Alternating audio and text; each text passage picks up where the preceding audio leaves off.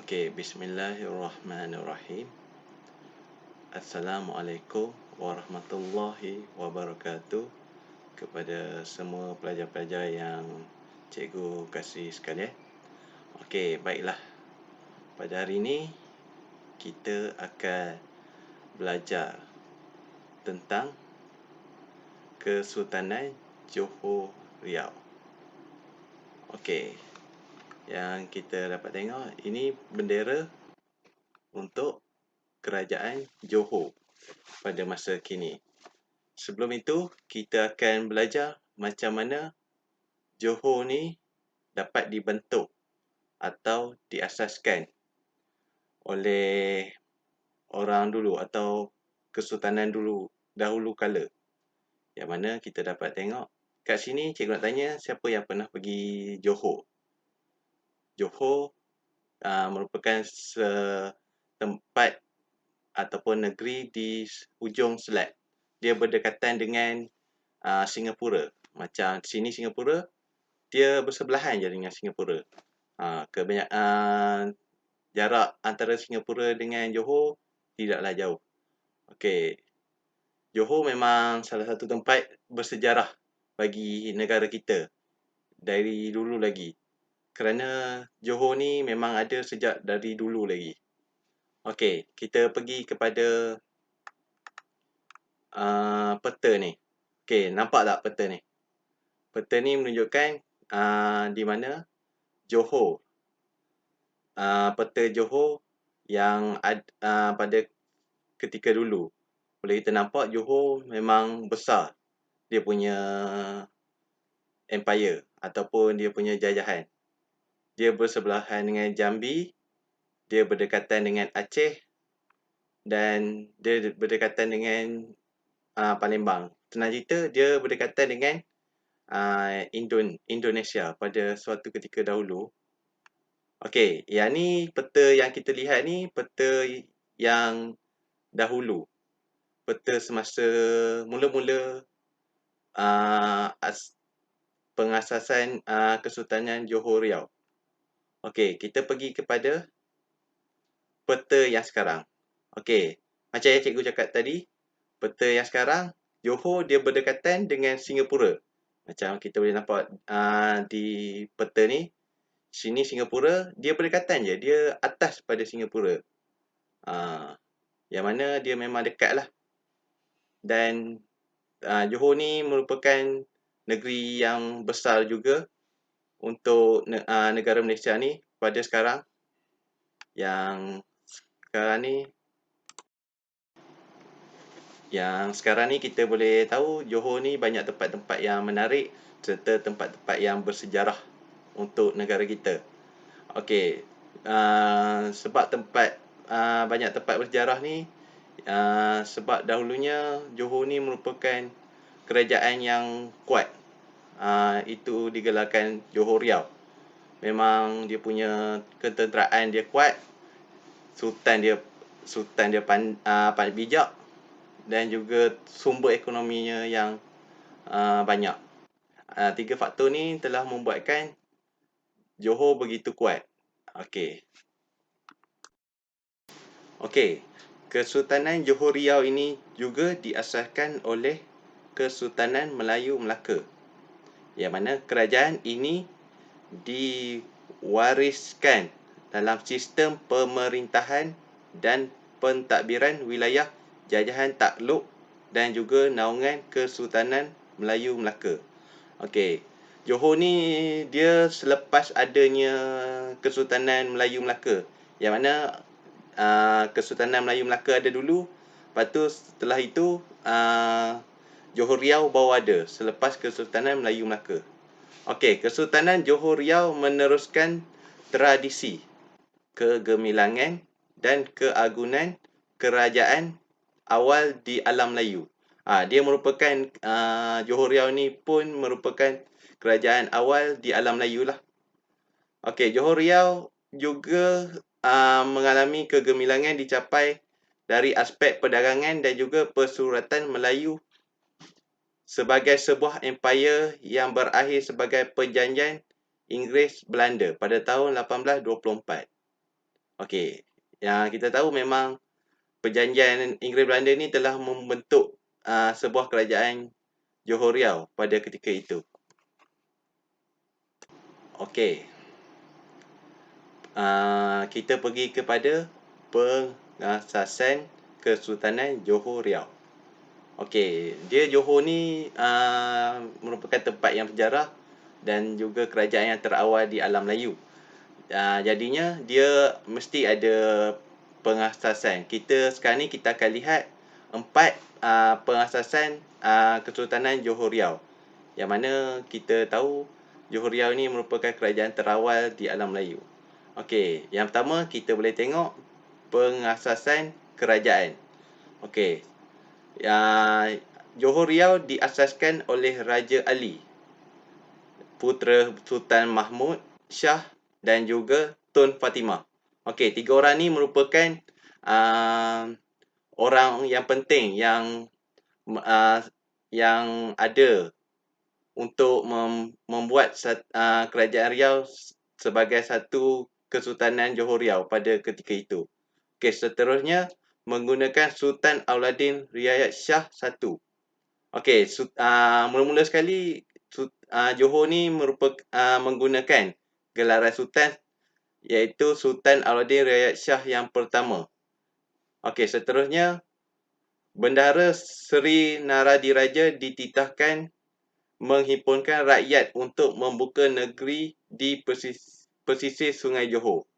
Okey, Johor ni terjadi disebabkan oleh Bendahara Seri Naradiraja yang menyuruh atau mentitah rakyat-rakyat di negeri Johor pada ketika itu untuk membuka negeri di pesisir Sungai Johor. Sebab Seri Naradiraja ni dia nampak dan dia berfikiran jauh,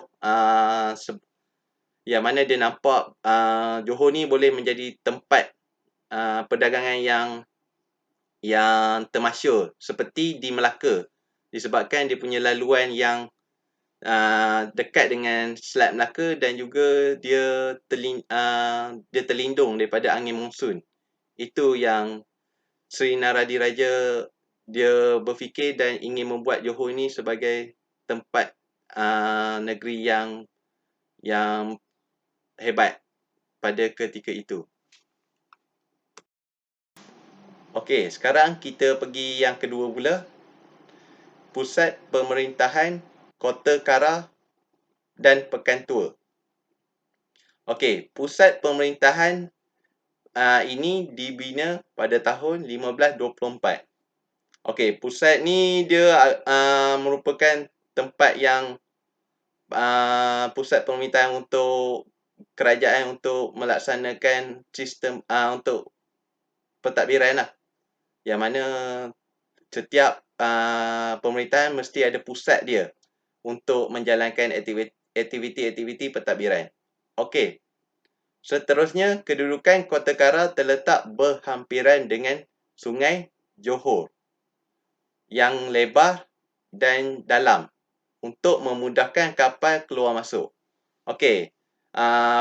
Pemerintah pada ketika itu dia nampak kedudukan Kota Kara ni memang berhampiran dengan sungai yang lebar dan juga dalam. Kalau kita tahu sungai yang lebar dan dalam ni dapat memberikan pelabur-pelabur untuk memudahkan untuk datang untuk melabur di negeri Johor. Okey, seterusnya kawasan berbukit sekitar Kota Kara menjadi benteng pertahanan daripada ancaman luar. Okey, macam yang kita tahu, kalau ada bukit bukau ni dia memudahkan untuk pertahanan dan tentera pun senang untuk menghalang daripada ancaman luar untuk masuk ke negeri Johor.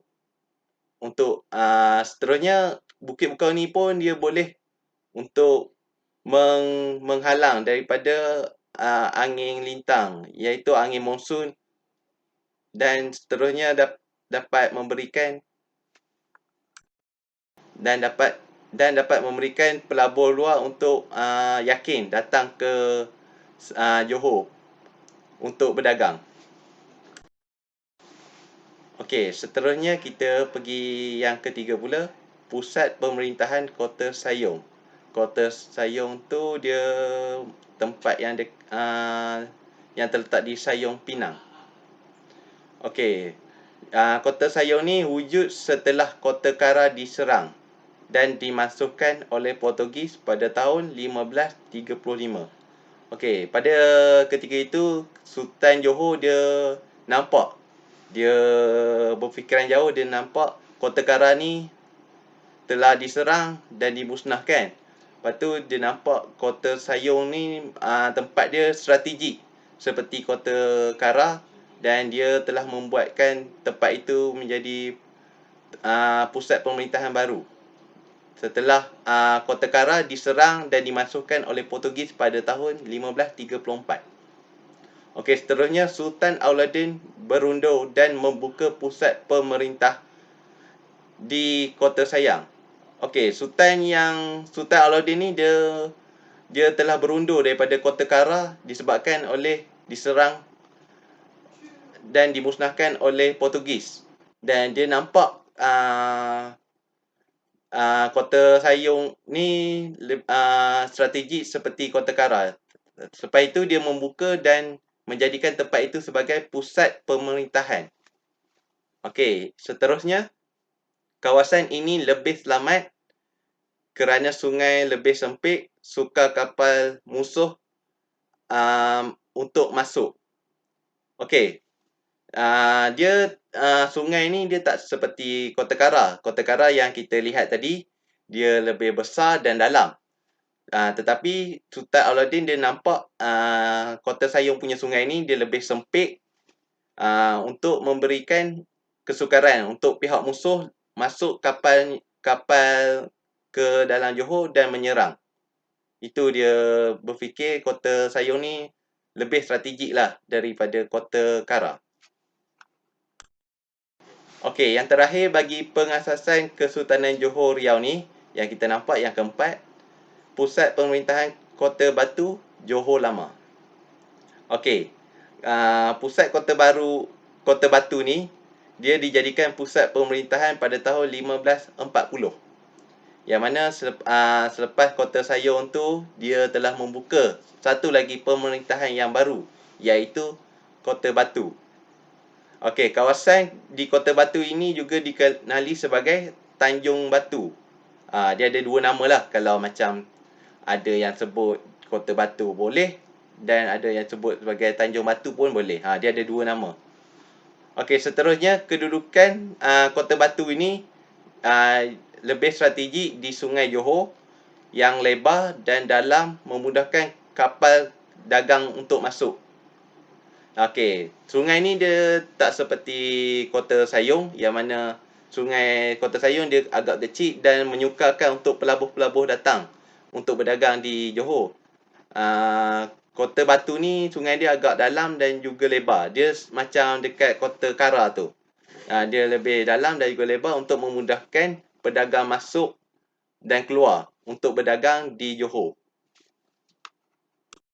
Okey, sekarang cikgu nak tunjuk kamu peta tiga segi yang merupakan peperangan antara tiga buah kerajaan, iaitu perang tiga segi yang mana kita boleh nampak di atas sekali Johor, yang bawah ni kanan ni Portugis, dan yang sebelah kiri ni Aceh.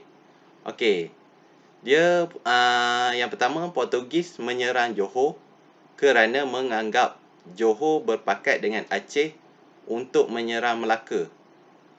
Seterusnya, Johor menyerang Portugis kerana ingin mengusir Portugis dari Melaka.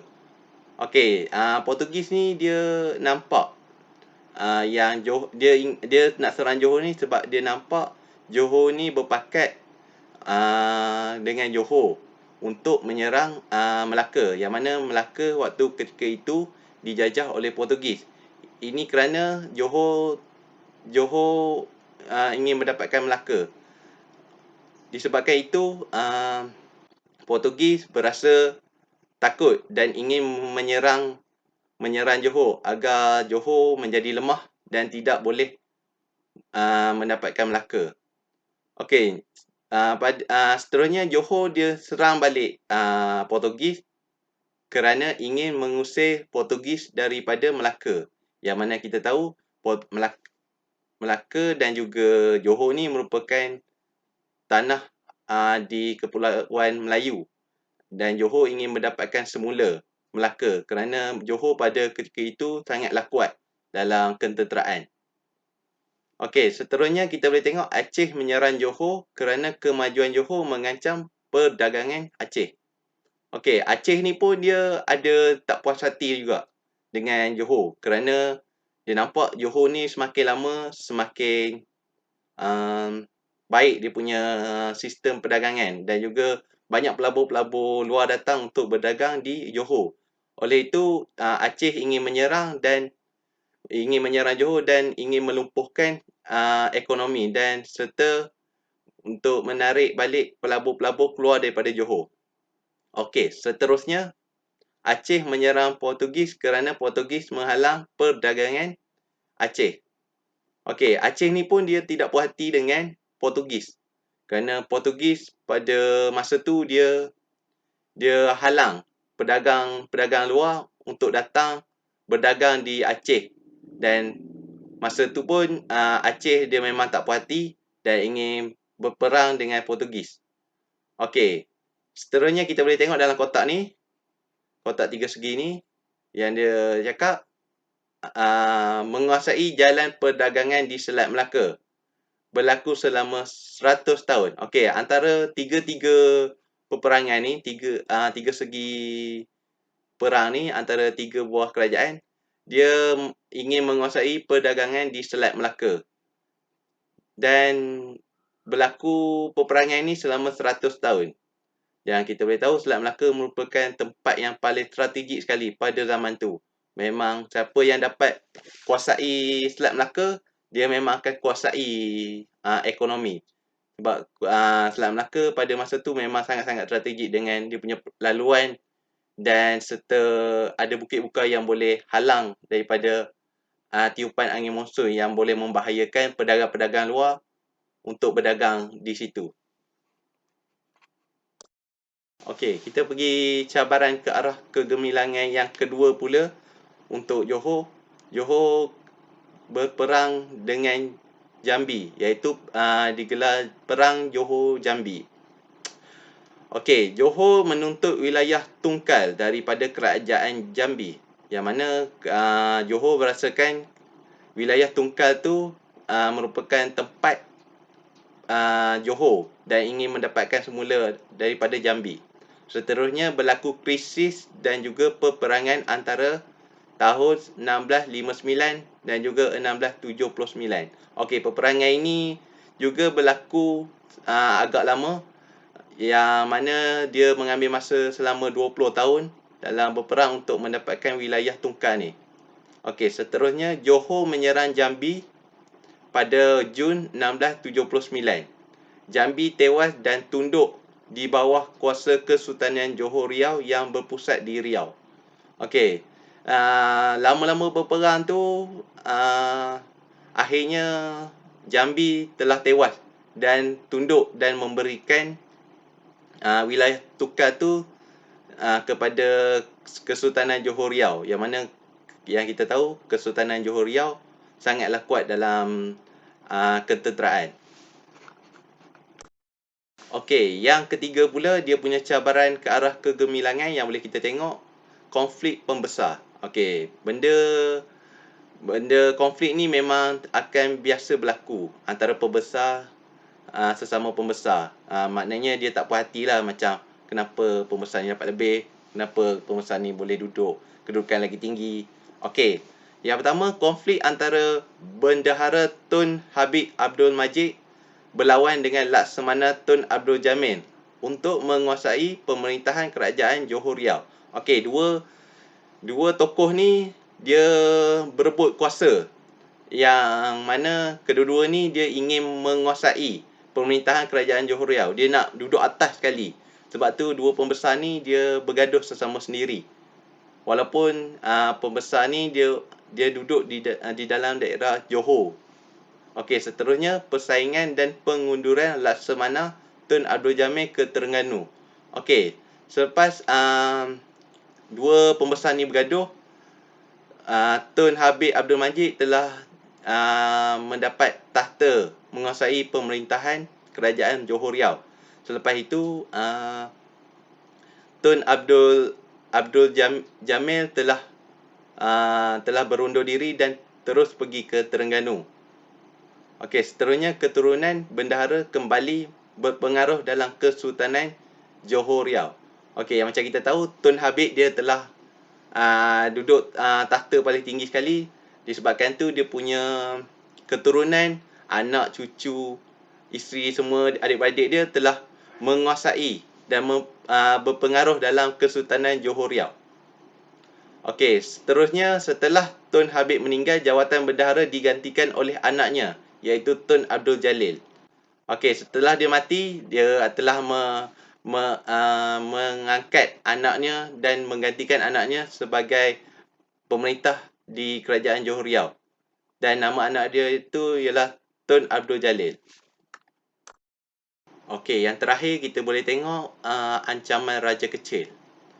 Okey, Raja Kecil menyerang Johor pada tahun 1718 kerana menuntut tahta kerajaan Johor. Yang mana kita tahu pembesar-pembesar pada ketika itu dia memang akan bergaduh sesama sendiri untuk mendapatkan tahta di kerajaan Johor. Okey, seterusnya baginda mendakwa dirinya sebagai putera Sultan Mahmud Shah yang pertama. Sultan Mahmud mangkat di Julang dan mengisytiharkan dirinya sebagai Sultan Johor Riau dengan menggunakan gelaran Sultan Abdul Jalil Rahmat Shah. Okey, yang mana Raja Sulaiman, putera Sultan Abdul Jalil Riayat Shah keempat, meminta bantuan daripada Opu Bugis 5 bersaudara untuk mengusir Raja Kecil. Okey, yang mana putera Sultan ni dia telah meminta bantuan luar untuk menghentikan Raja Kecil ini untuk mendapatkan tahta. Okey, Johor ni dia merupakan sebuah kerajaan yang masyhur. Dia juga mempunyai strategi menghadapi cabaran. Okey, strategi menghadapi cabaran ni dia ada 3 lah. Yang mana yang pertama yang kita boleh tengok, pemindahan pusat pemerintahan.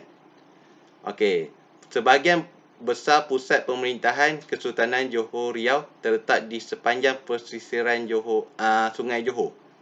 Yang kedua, kegemilangan Kesultanan Johor diteruskan sehingga ke Pulauan Riau, Linggar yang menjadi pusat pemerintahan baru. Okey, dia telah membuat pusat pemerintahan di Riau untuk memberikan dia punya kuasa lebih luas. Seterusnya, kenapa sering berpindah? Kerana keperluan strategi ketenteraan dan pertahanan diri daripada serangan Portugis. Dia berpindah-pindah ni untuk mengelakkan daripada diancam oleh Portugis. Yang kedua pula, membina kota pertahanan. Yang mana kita boleh tengok kota pertahanan ni dia ada di Kota Kara.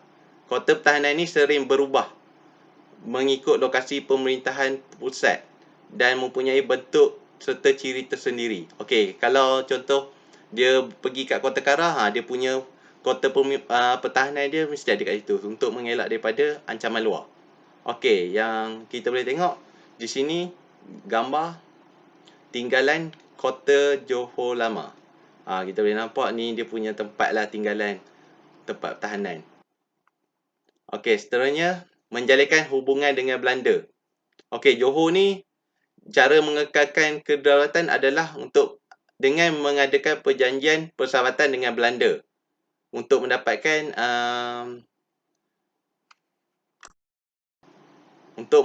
perlindungan daripada Belanda lah, daripada ancaman luar, terutamanya Portugis. Ini bertujuan sebagai strategi untuk menghadapi ancaman daripada Aceh dan juga Portugis.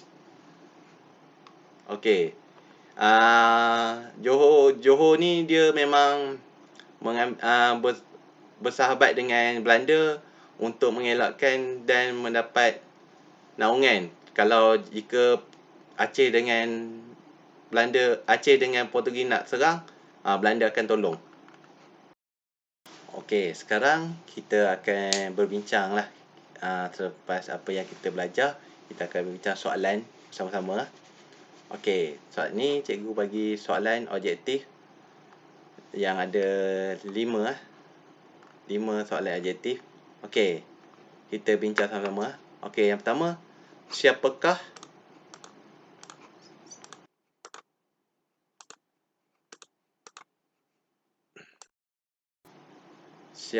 yang mengasaskan Kesultanan Johor Riau? Okey, yang mula-mula sekali yang mengasaskan Kesultanan Johor Riau siapa? Yang kita dapat lihat tadi, dia merupakan Sultan Auladin Riayat Shah yang pertama. Okey, jawapannya yang pertama ialah C. Okey, seterusnya nombor 2, di manakah terletaknya pusat pemerintahan yang pertama Kesultanan Johor Riau? Okey, pusat pemerintahan pertama yang di Johor Riau benda apa? Okey, Kota Batu ni yang kedua. Kota Sayong ni yang ketiga. Okey, jawapan yang kedua ialah Kota Kara. Yang mana pusat pemerintahan yang pertama sekali yang ada di Johor Riau iaitu Kota Kara. Jawapan dia A. Okey, nombor 3 pula. Nombor 3, apakah punca berlakunya Perang 100 tahun? Okey, Perang 100 tahun tadi yang kita boleh tengok yang 3 segi tu. Yang mana Johor, Portugis dengan Aceh. Perang tu berlaku selama 100 tahun. Okey, apa jawapan dia? Jawapan dia ialah tindakan ketiga-tiga kuasa ingin menguasai Selat Melaka. Okey, tiga buah kuasa besar ni dia memang satu je dia punya tujuan, iaitu ingin menguasai Selat Melaka lah. Sebab Selat Melaka memang tempat dia sangat-sangat strategik dari segi perdagangan dan juga pertahanan. Okey, yang keempat pula kita boleh tengok soalannya. Raja kecil menyerang Johor pada tahun 1718. Mengapakah serangan tersebut berlaku? Okey, sebab apa Raja kecil ni dia pergi berperang pada ketika itu? Dia ingin mendapatkan apa? Dia ingin menuntut tahta kerajaan. Yang mana kita tahu pembesar-pembesar di Johor Riau pada masa tu memang bergaduh sesama sendiri untuk mendapatkan tahta kerajaan. Dia ingin berkuasa sekali. Contoh macam kita sekarang ingin mendapatkan Perdana Menteri. Dia bergaduh sesama sendiri dan ingin mendapatkan tahta yang paling tinggi sekali di kerajaan Johor Riau. Okey, soalan objektif yang terakhir. Yang kelima, pada akhir abad ke-18, mata wang asing turut digunakan di pelabuhan Kesultanan Johor Riau. Apakah mata wang asing tersebut? Okey, apakah mata wang asing tersebut? Okey, jawapan dia iaitu D, dolar Sepanyol. Okey, dapat ke semua? Jawapan yang pertama C, jawapan yang kedua A, jawapan yang ketiga C, jawapan yang keempat C, jawapan yang terakhir yang kelima D. Okey, itu. Okey, kita pergi kepada gambar rajah yang cikgu tunjukkan ni, soalan dia. Rajah berikut menunjukkan persaingan kuasa yang berlaku dalam Kesultanan Johor Riau. Okey, yang pertama soalannya A, jelaskan persaingan yang berlaku antara kuasa-kuasa besar. Okey, apa persaingan yang berlaku pada kuasa-kuasa besar?